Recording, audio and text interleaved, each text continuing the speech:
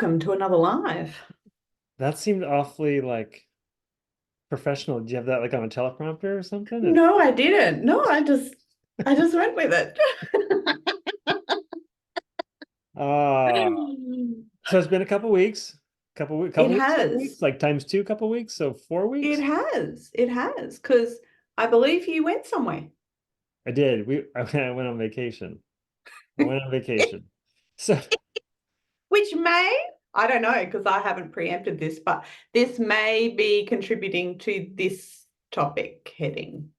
yeah, so what I decided to call this was you can't go on vacation from yourself or take vacation from yourself.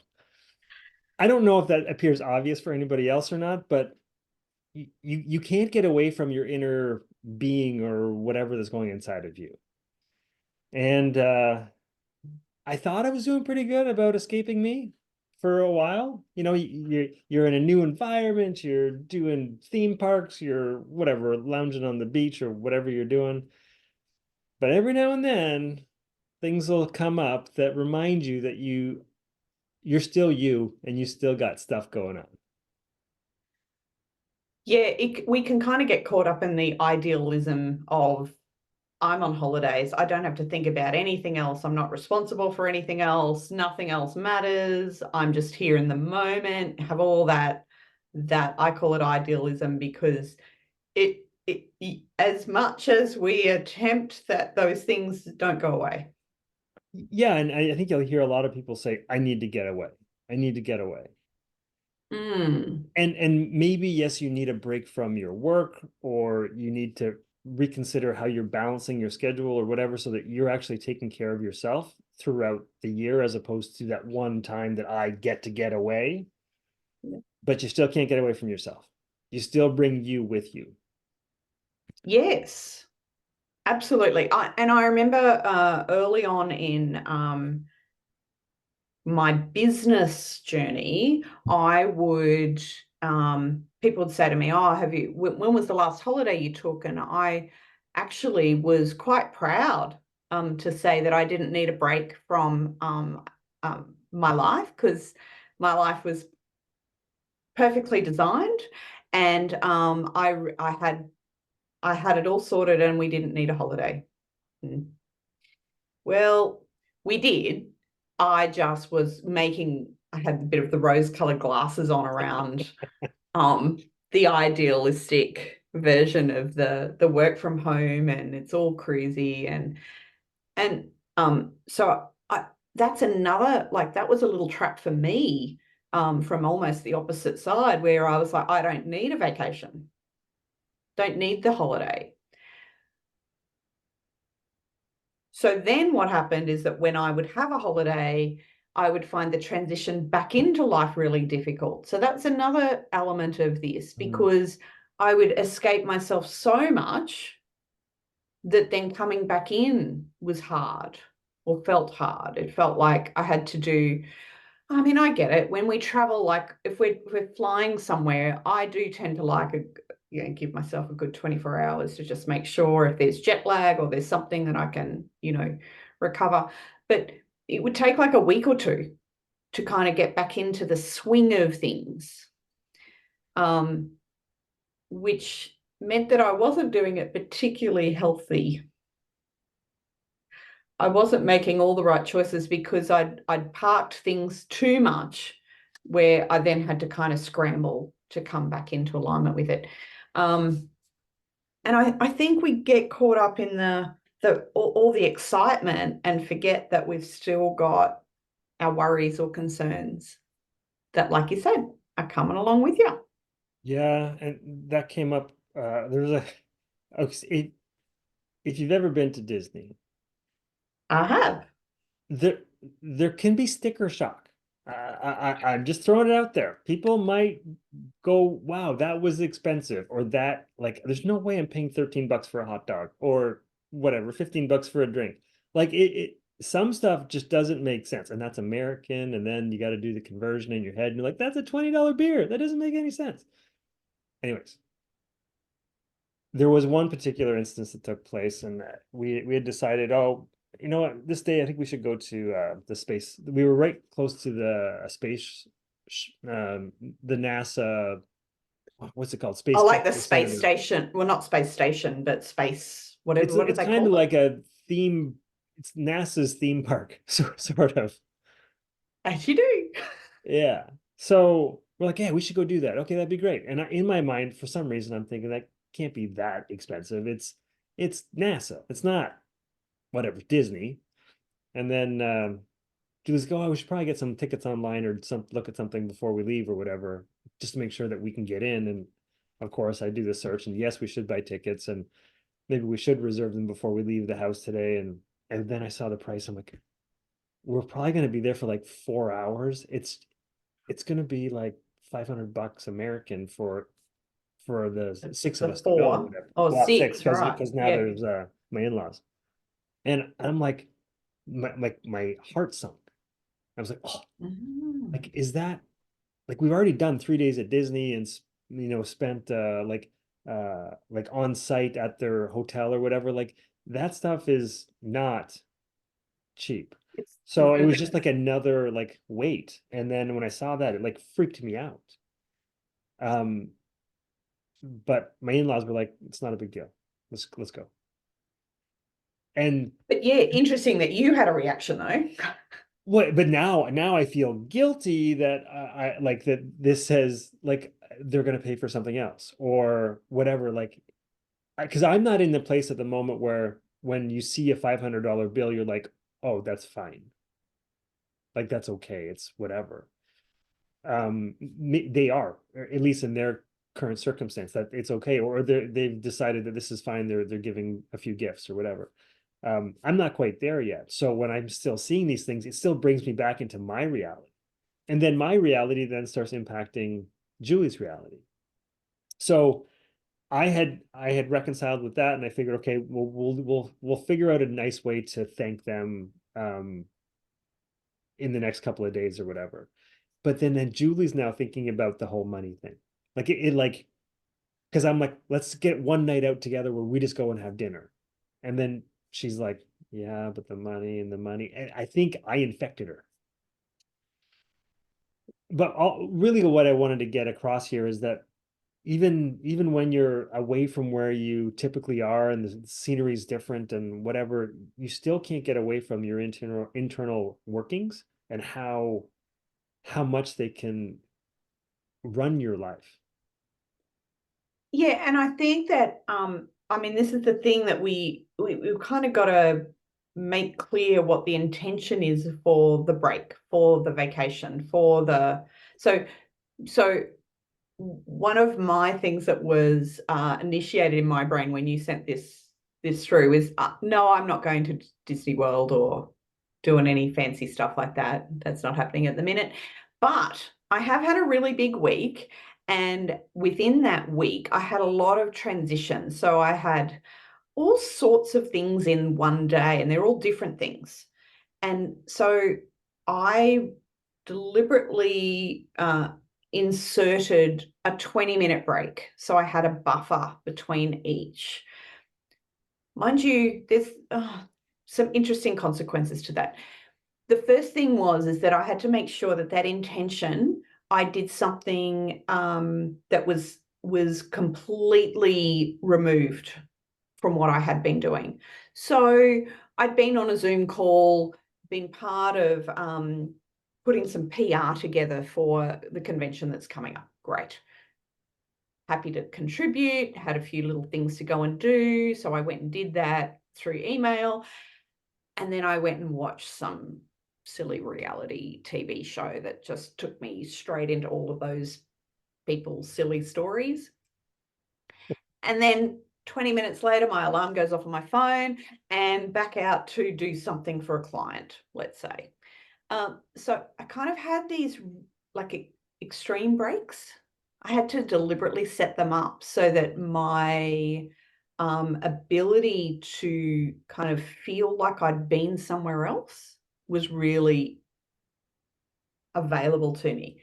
The consequence of that was good for it helped with the transition. Mhm. So I could then come out and go, right, now I'm ready. And then I'd go and take another break and escape into some ridiculousness and then come back and be ready. I tell you what, Wednesday felt like a bloody long day. It was the longest day ever. I swear I had like 4 days in one because I'd kind of been swapping reality constantly. But this So is what a so the vacation focus does. didn't like the switch of the focus didn't serve you the way you thought it would? Well, it did. It served it in the moment, but it also made the day feel a lot longer when I got to the end of the day Mm.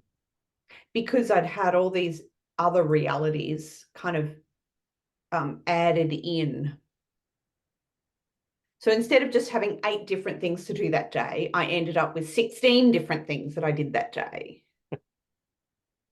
which doubled the day, right? It just so it so what I learned from that just from 2 days ago was that being really clear about what the intention is. If I softened the intention rather than making it right, I've just been in this headspace and I really have to move myself out of that headspace to go into this other one.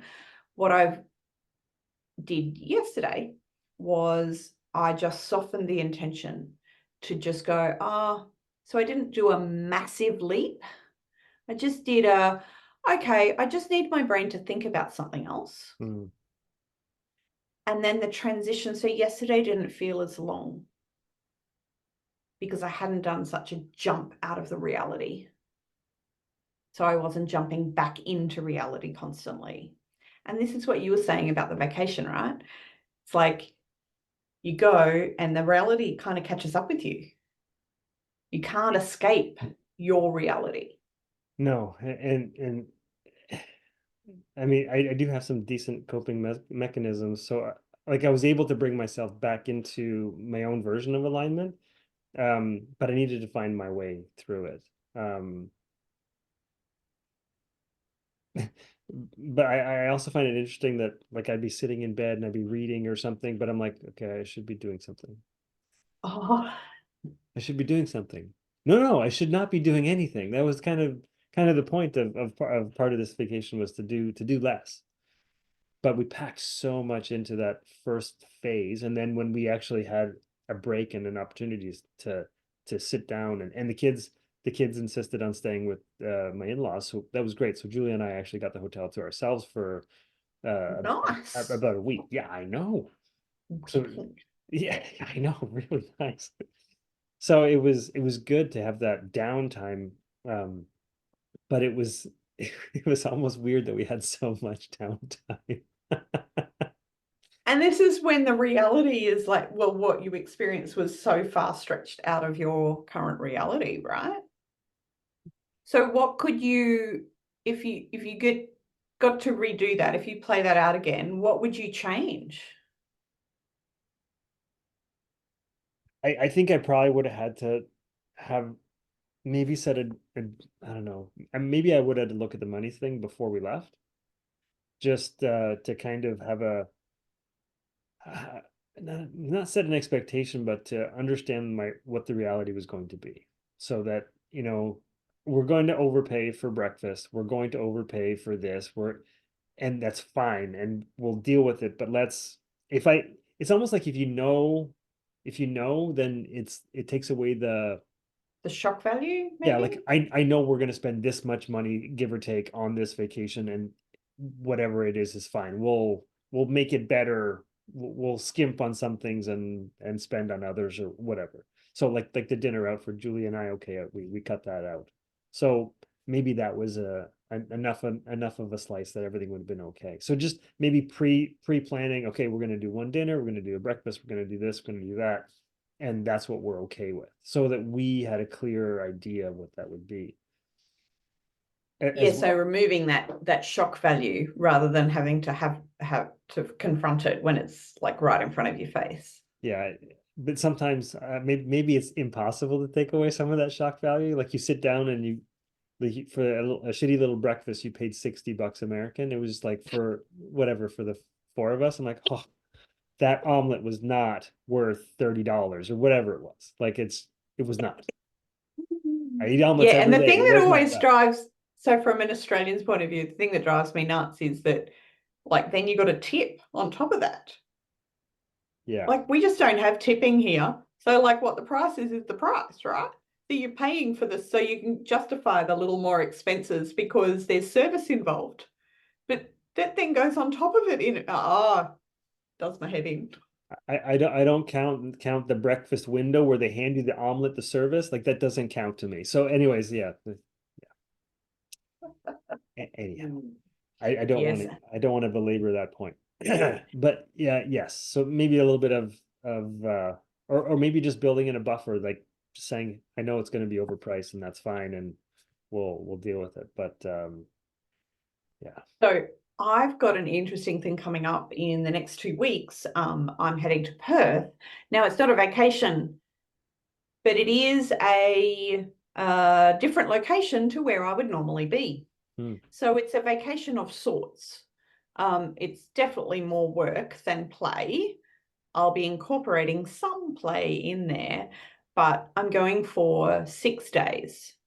And so there's going to be extra expenses than what I originally thought, but it's less about the dollars for me when I'm over there. I think the thing that I'm going to not struggle with, but I thought this is a really cool way to bring it to my, I guess, front of my brain to make sure Yep. that I've kind of got some strategies in place, is what my availability is, because I'm in a different location and I've got different stimulus and I don't have all the same resources that I would have when I'm sitting in my home office, and what I can do to navigate that and not be surprised if I've got to find an alternative to Wi-Fi, or that I'm in a room that maybe doesn't have good mobile coverage, and so I have to go somewhere else, and being able to preempt that that might be a possibility so that I'm not under too much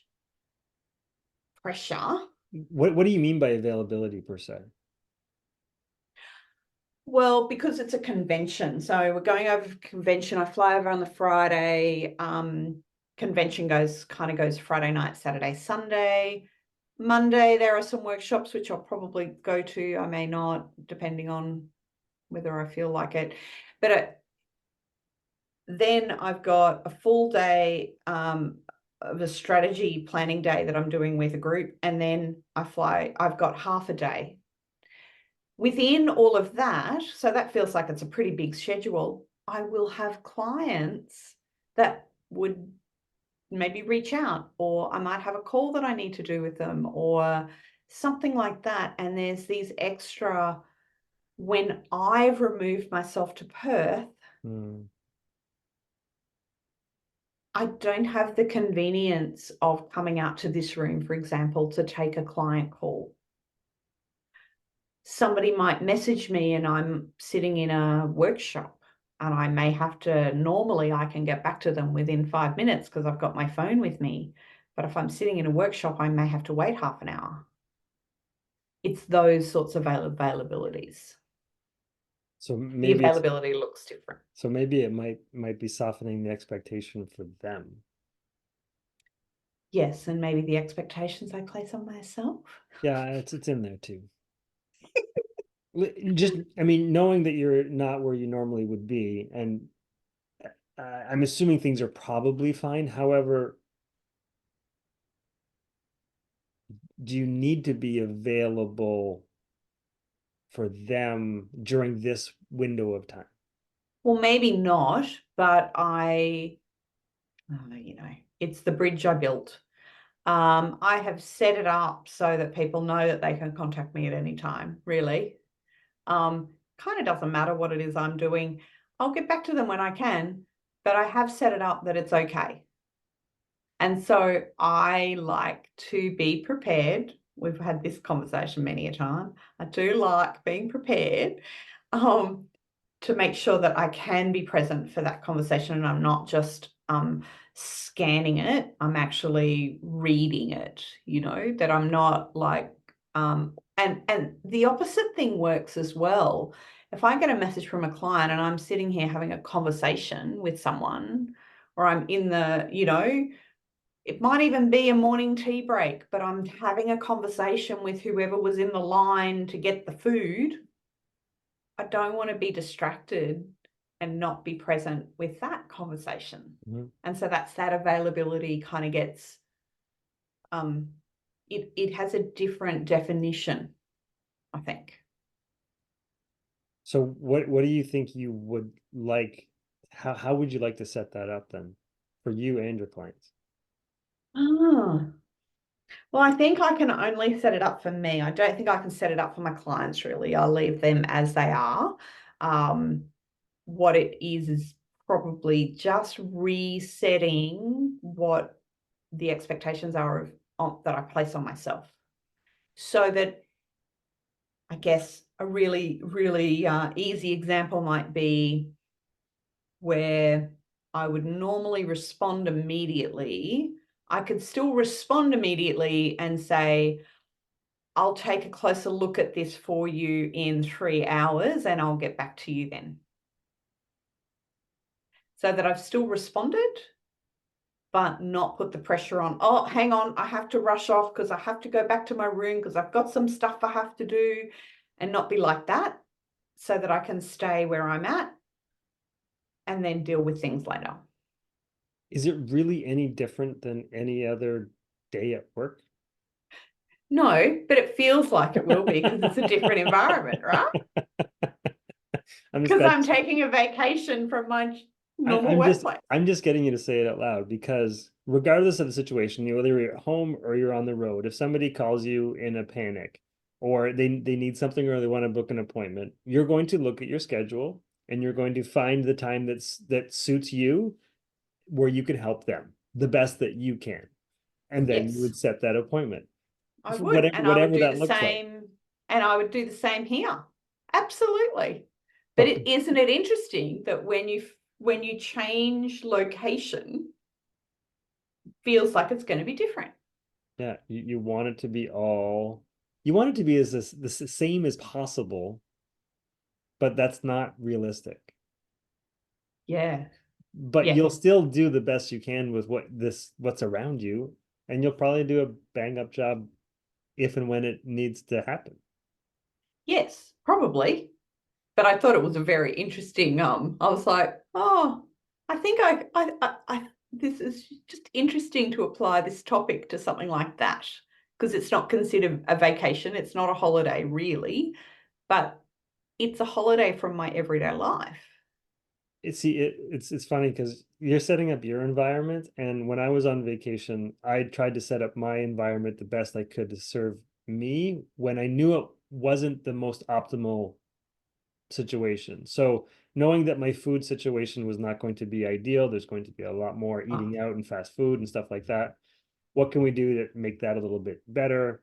And then I started looking for places where I could go work out. So I actually did a couple of CrossFit workouts at a local affiliate gym. I think I saw a reel or something on that. I, Yep. po- I posted a couple of things. So yeah, so I still tried to do me in a weird environment or an unfamiliar, and so trying to bring as much of what I need to take care of myself, even though I'm not, not here in my comfortable surroundings.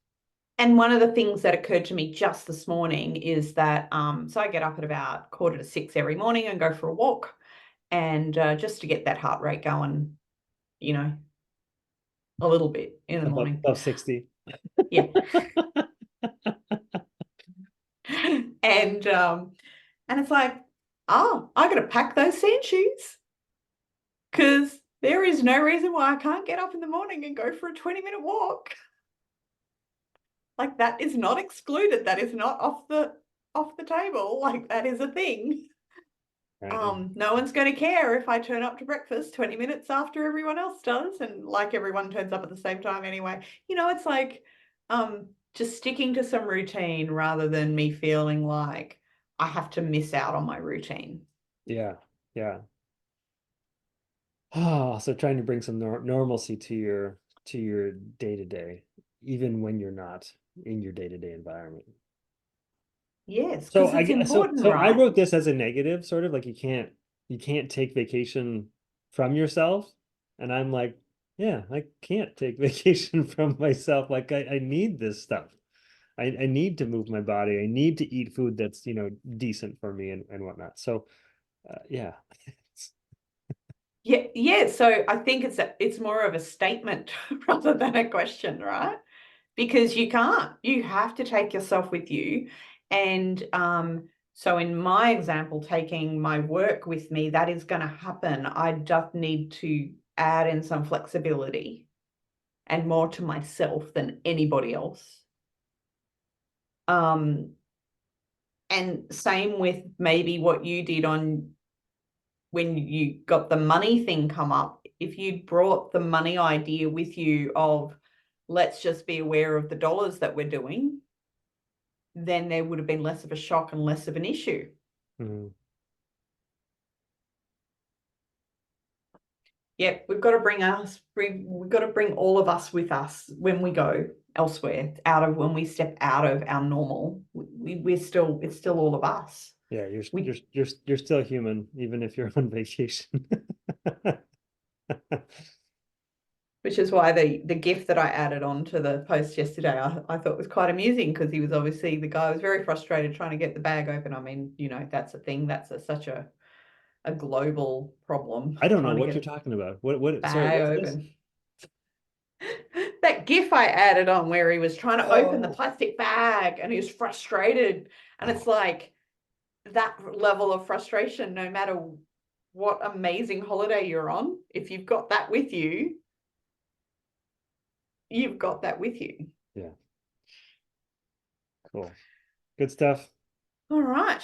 So a little bit of softening, a little bit of planning, and a little bit of being willing to be flexible with expectations. Maybe Sounds that's our three things today. sounds like something you'd say to yourself or a client. Exactly.